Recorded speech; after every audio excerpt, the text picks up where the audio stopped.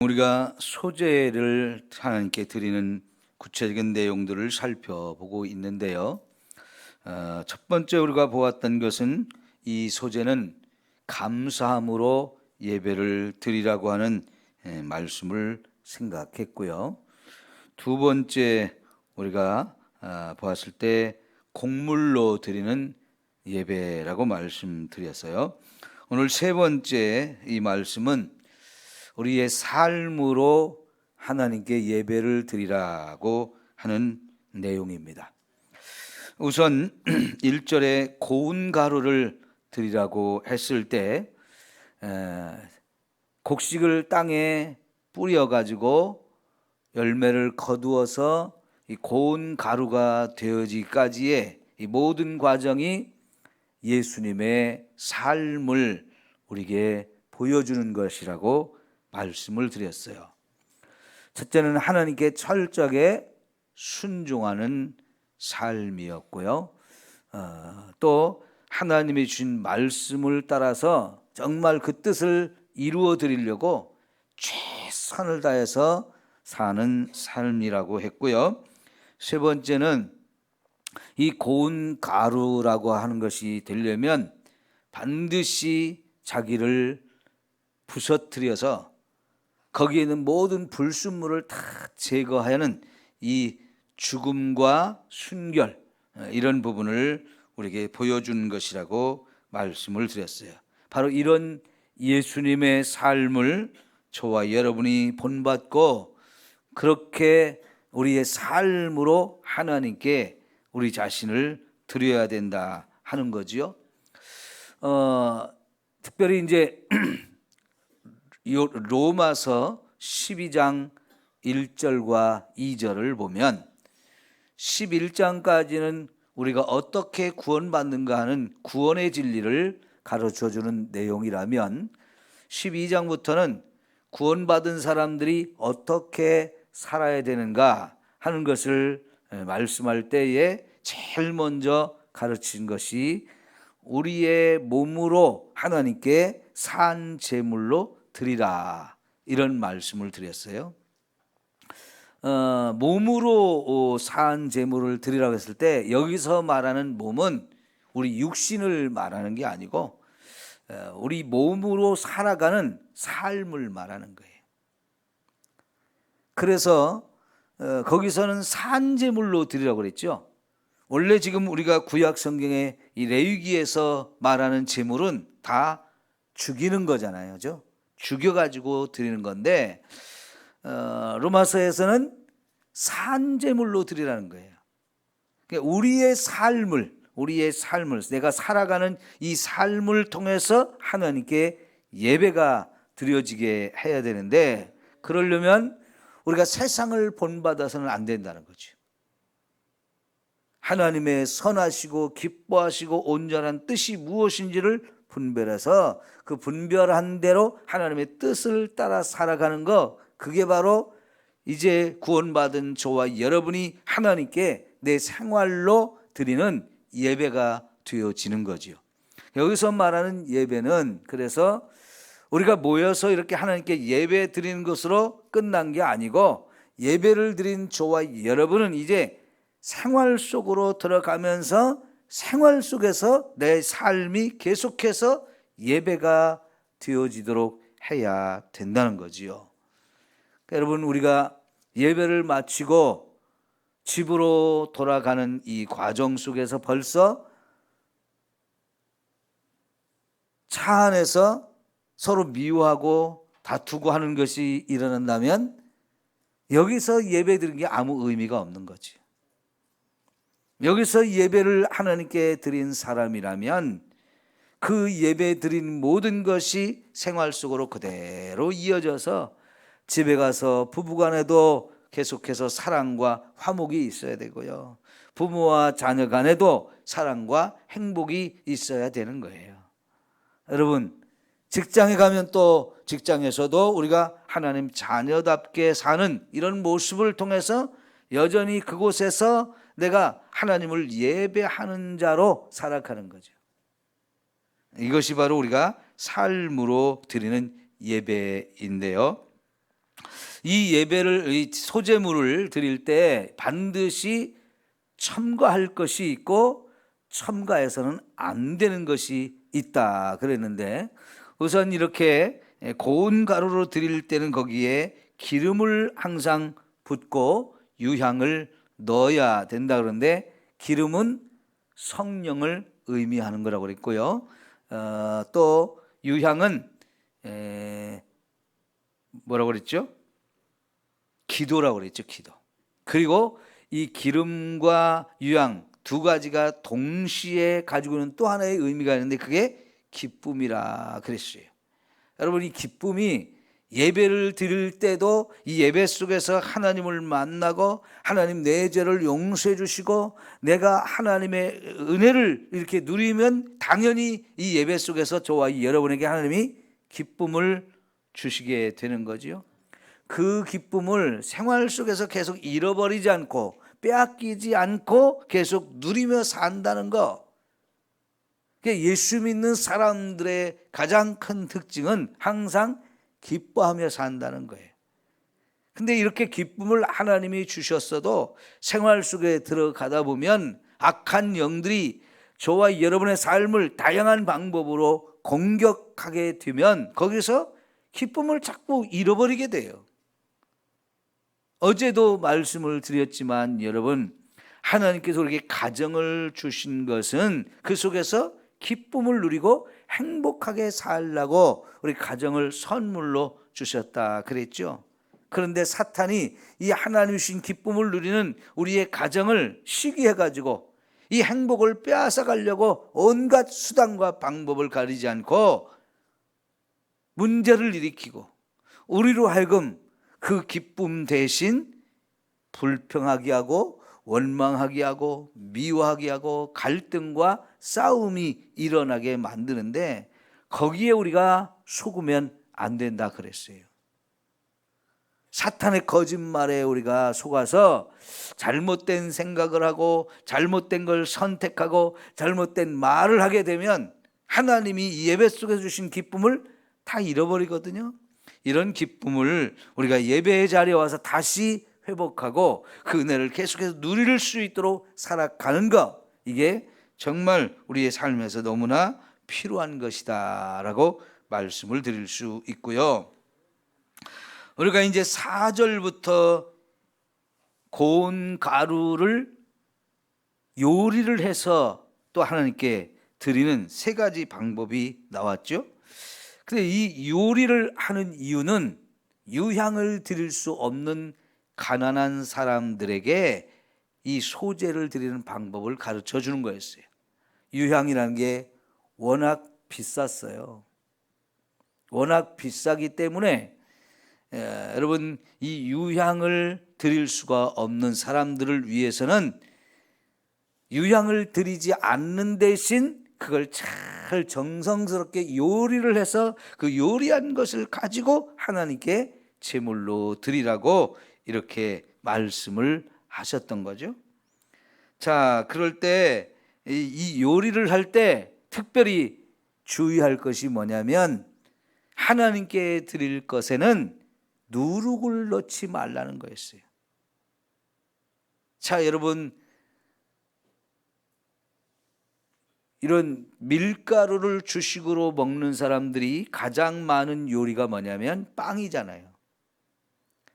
빵을 만들 때 누룩을 넣어야 맛있습니까? 안 넣어도 맛있습니까? 빵을 만들 때는 누룩을 반드시 넣어야 이게 잘 부풀어 가지고 부드러운 빵, 맛있는 빵이 되어지잖아요. 근데 밀가루로 빵을 만드는데 누룩을 안 넣어서 만들면 진짜 뻣뻣하고 딱딱하고 맛이 없어요. 그러죠? 그래서 누룩을 먹게 되지는데, 그런데 하나님께 이거를 소재의 제물로 드리려고 할 때는 절대로 누룩을 넣지 말라고 말씀을 하셔요. 왜 누룩을 넣지 말라고 할까요? 이 누룩이 상징하는 것이 뭐냐면 부풀어 오르게 해서 부패하게 만드는 거라는 거죠. 그래서 성경에서는 이 누룩이 상징하는 큰 의미가 뭐냐면 죄악을 말합니다. 죄악. 마치 가루 속에 누룩을 넣으면 그 전부를 부풀게 하는 것처럼 마치 그것이 우리의 삶에 죄가 들어오게 되면 우리 삶을 완전히 다 죄로 오염시켜가지고 우리 인생이 죄악에 물들어버린 이런 인생이 되어진단 말이죠. 그래서 하나님께서는 우리가 하나님께 예배하면서 이런 누룩을 제거하듯이 우리의 삶에서 죄를 멀리하고 거룩하고 성결하게 살 것을 우리에게 가르치기 위해서 하나님께 드리는 제사의 제물에는 절대로 누룩을 넣지 말라는 거예요. 특별히 여러분, 이런 누룩을 넣지 말고 빵을 굽는 것을 가르쳐 준 게 유월절을 지킬 때 유월절에 먹는 빵이에요. 출애굽기 12장에 보면 유월절을 이제 제정하면서 유월절에 이제 음식을 만들 때 집안 전체에서 누룩을 다 없애버리라고 했어요. 그래서 음식을, 이 빵을 구울 때 절대로 누룩을 넣어서는 안 되는데, 그때는 누룩 없이 만든 떡을 유대인들이 유월절 식사에서 만찬에서 그것을 반드시 사용하도록 말씀을 하신 거죠. 여러분, 그때부터 이미 하나님께서는 유월절이 이스라엘 백성의 구원을 의미하는 절기거든요. 구원받은 자는 이제 삶 속에서 이 죄악을 멀리하고 죄와 싸워 이기면서 이렇게 우리가 거룩하게 살 것을 가르쳐 주셨는데, 이 소재의 제물을 드릴 때도 이렇게 누룩을 넣지 말라고 말씀을 하셨어요. 이것은 가난한 자들이 유향을 살 수가 없어서 그 유향을 넣지 못하는 대신 이렇게 그 대신 정성스럽게 음식을 준비해서 드리는데, 하나님께 드릴 때는 이 고운 가루 속에 절대로 누룩을 넣지 말라고 말씀을 하셨고요. 그 다음에 17절을 보면 내가 냄비의 것으로 소재를 드리려거든 고운 가루와 5절이네. 5절 6절을 볼게요. 철판에 붙인 것으로 소재의 예물을 드리려거든 고운 가루 위에 누룩을 넣지 말고 기름을 섞어 조각으로 나누고 그랬어요. 조각으로 나누라. 화덕에 구운 거나 또 철판에 붙인 것, 이 밑에 또 냄비에 이렇게 해서 요리한 거 세 가지 종류로 드리는데, 특별히 철판에 붙인 것은 이게 마치 비스켓처럼 되어진 이런 요리라면 이것을 드릴 때 그거를 조각을 내라는 거예요. 부서뜨리라는 거죠. 그럼 이것은 무엇을 말하냐면요, 예수님이 자신의 몸을 찢어서 저와 여러분에게 하늘의 양식으로 주셨잖아요. 성찬식 행할 때 그 빵을 우리가 찢어 먹듯이 예수님의 자신의 몸을 이렇게 조각 내서 저와 여러분에게 주신 것을 말하는데요, 이걸 통해서 우리의 몸을 자꾸 깨트리라는 거예요. 죽으라고, 부서지라고 말씀을 하는 거죠. 근데 우리가 어떻습니까? 우리가 제일 어려운 것 중에 하나가 자존심을 깨트리는 거잖아요. 남이 나의 자존심을 건드리면 굉장히 화가 나고 그걸 참지 못하고 견디지 못하는 이런 모습들이 있잖아요. 그죠? 그런데 예수를 믿는 저와 여러분들은 우리의 이 자아를 자꾸 깨트려서 오직 나를 통해서 나는 죽어지고 예수님만 나타나는 이런 삶이 되어야 한다는 것을 우리에게 의미하는 거예요. 자, 그리고 이 8절을 보면 너는 이것들로 만든 소재물을 여호와께로 가져다가 제사장에게 줄 것이요 그랬는데, 이 소재물을 우리가 누구에게 드리는 거예요? 여호와께 드리라고 그랬죠. 여호와께. 그죠? 우리가 드리는 모든 제물은 하나님께 드리는 거지 사람에게 드리는 게 아닙니다. 그래서 우선 이것을 가져다가 여호와께로 가져간다고 표현을 했고, 그것을 제사장이 주는데, 제사장에게 주는데, 제사장은 그 중에서 한 움큼을 기념물로 하나님께 드리고 나머지는 제사장에게 주라 그랬는데, 자 보세요. 9절에도 그렇고 여기 3절에도 그렇고요. 그 소재물 중에서 기념할 것을 가져가다 제단 위에 불사를 지니라. 이는 화제라 여호와께 향기로운 냄새니라. 그 다음에 10절에 소재물에 남은 것은 아론과 그의 아들들에게 돌릴지니 이는 여호와의 화제물 중에 지극히 거룩한 것이니라 그랬는데요. 이제 하나님께 드리고 한 움큼을 집어서 하나님께 드리고 나면 나머지는 다 제사장에게 주어서 제사장과 그 가족들이 먹을 수 있게 하라고 하시는데, 이것이 제사장에게 드린 그것이 지극히 거룩하니라 그랬습니다. 이것은요, 여러분 하나님께 일단 가져갔잖아요, 그죠? 이건 전체가 다 하나님께 드리는 거예요.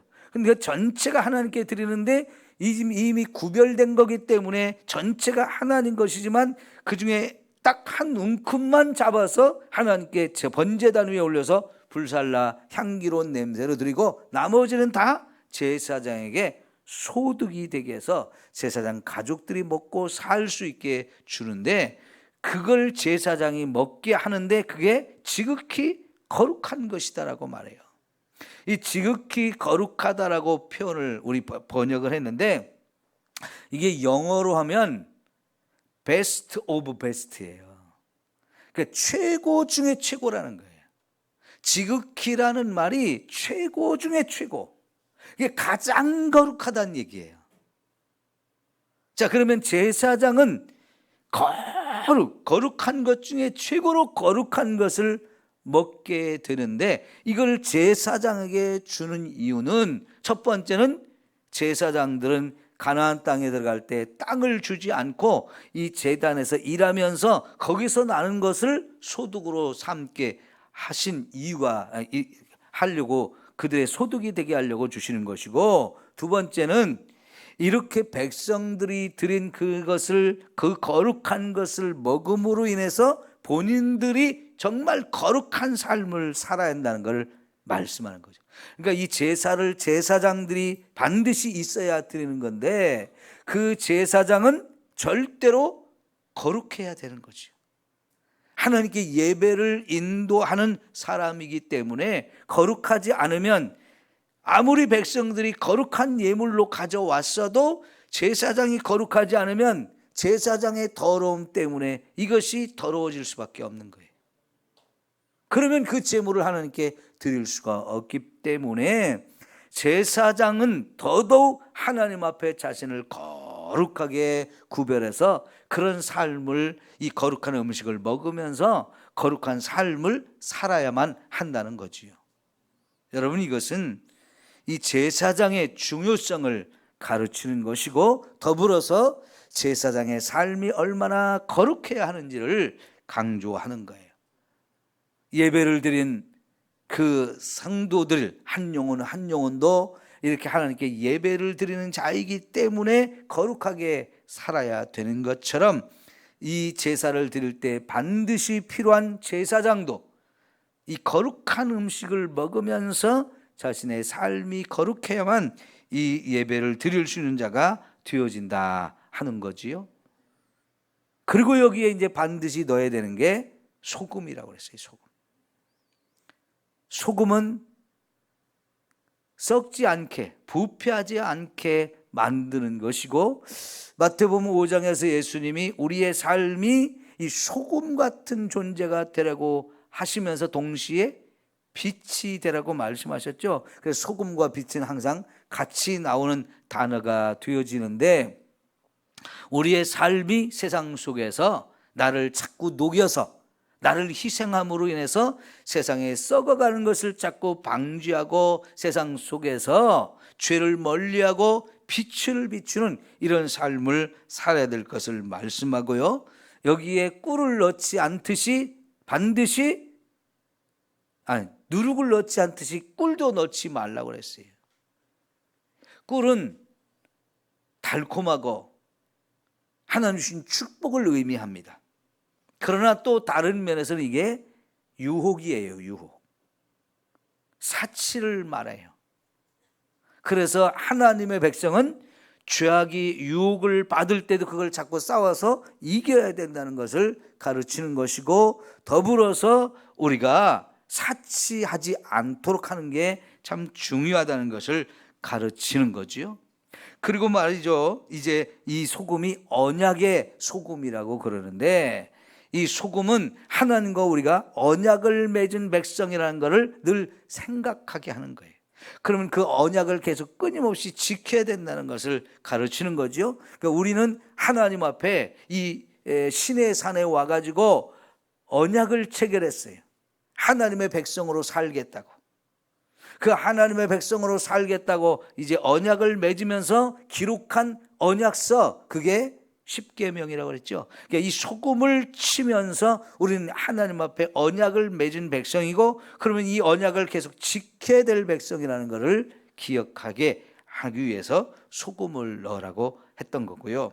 마지막에 14절부터 16절까지 또 하나의 소재가 뭐냐면, 농사를 짓고 곡식을 거둘 때 첫 이삭, 이것을 한 묶음 가지고, 첫 곡식단을 가지고 와서 하나님께 소제로 드리는데, 이것도 이제 곡식을 볶아 가지고 그걸 찢는데 곱게 가루를 내는 게 아니고 굵은 가루로 부서뜨려 가지고 이걸 이제 하나님께 소제로 드리도록 이렇게 명령을 했어요.